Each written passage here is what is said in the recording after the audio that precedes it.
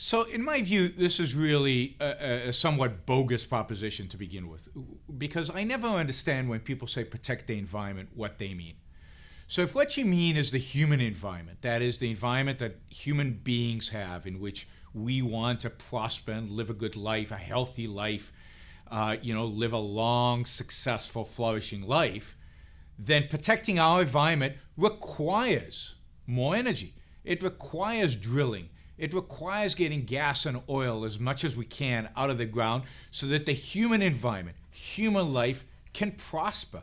There is no conflict, absolutely no conflict between the idea of human environment, human flourishing, human success, human life, human health, and energy production, including fossil fuels, because ultimately, we have to have electricity to fuel all the stuff that we do in modern life, including our hospitals and including the way we produce food and including our automobiles. We have to get to places. We have to get there.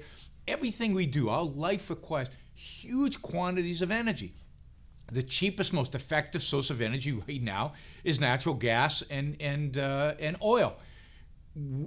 Our life requires that, and a successful life, a prosperous life, in other words, a good human environment requires that we get as much of it as possible.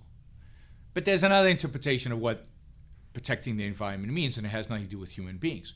If what we care about is so-called Mother Nature, not Mother Nature qua a benefit to human beings, but Mother Nature in and of itself as an end in itself. If what we care about are spotted owls and elk and grass, not because they, again, give any benefit to human beings, but because they have their own intrinsic value above and beyond us, then here's a problem. Do we place human beings more important than elk and grass and Mother Nature? Yes, in my view. So there is no intrinsic value in elk. There is no intrinsic value in the earth. Value is to whom and for what? It's value only in the context of human beings. There is no value outside of the context of human beings.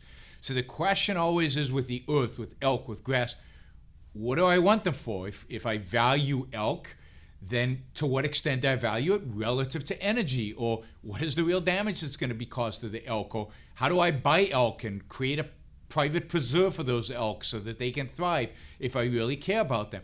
But it's my personal value system. It's human beings that should be the standard. And then, again, when human beings are the standard, and this is where I reject the entire environmentalist agenda that places Mother Earth as the standard of value. If human beings are the standard of value, then what we need right now is energy, cheap, efficient energy. And that means drilling for oil and drilling for natural gas wherever we can. And the best way to do this, the best way to make all of this efficient is to privatize it all, to sell off public land, to privatize all the vast, I think something like over 2/3 of all the land west of the Mississippi is owned by some form of government, state, federal, local.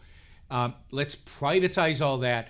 Let's sort out the property rights over energy rights. If you care about elk, if you care about deer or whatever, buy them.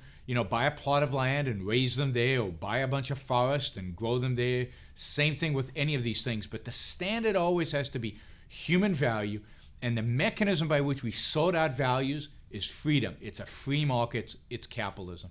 So the solution to our energy problem, the solution to the so-called environmental problem, at least the legitimate human environment problem, is capitalism. It's private property. And when you have private property, I believe, and when you have capitalism, I believe that the air will be cleaner, the water will be cleaner than anything you can imagine, because people will own it, and therefore people will have a stake in how clean it is and how and what they breathe and what they drink. The more we socialize stuff, the more we turn it into communal stuff, the more dirty it becomes. There's lots and lots of historical evidence of this fact. So if what you care about is the human environment, then you should be pro-freedom, pro-free markets, pro-capitalism, and ultimately pro-drilling for oil and natural gas.